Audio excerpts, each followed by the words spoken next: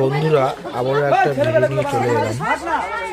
এই যে প্যান্ডেলের মাথাটা দেখছো, দেখো এর মধ্যে হচ্ছে একটা চন্দ্রবোড়া সাপ লুকিয়েছিল। এটা হচ্ছে আমাদের বাড়ির পাশেই, আমি যেখানে গাড়িটা গ্যারেজ করি, আমার গ্যারেজ ঘর সেইখানে। এটাকে আগে মেরে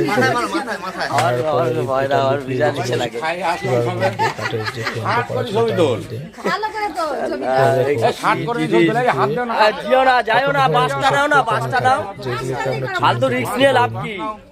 দেখো ফালতু রিস্ক নিয়ে কোনো দরকার নাই আছে। এটাকে পাড়ার লোকজন মিলে আমরা দাঁড়াইছিলাম ফাঁকা দিয়ে ফেলেছে, তাই আমার এর মধ্যে মতবিরোধ আছে।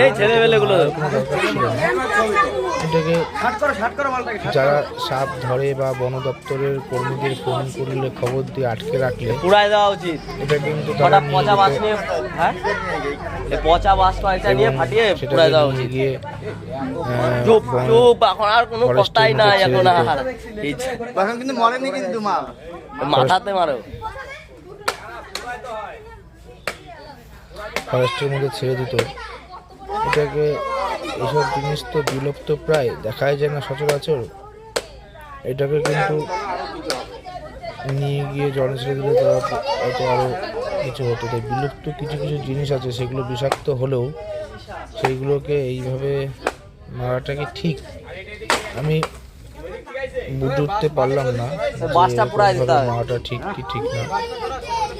তা বন্ধুরা, তোমরা কমেন্টসে বলো যে এরকম বিরক্ত জিনিস বা বিষাক্ত জিনিসকে মেরে দেওয়াটা বা বন দপ্তরে খবর দিয়ে সেই ফরেস্টের মধ্যে ছেড়ে দেওয়াটা কোনটা উচিত।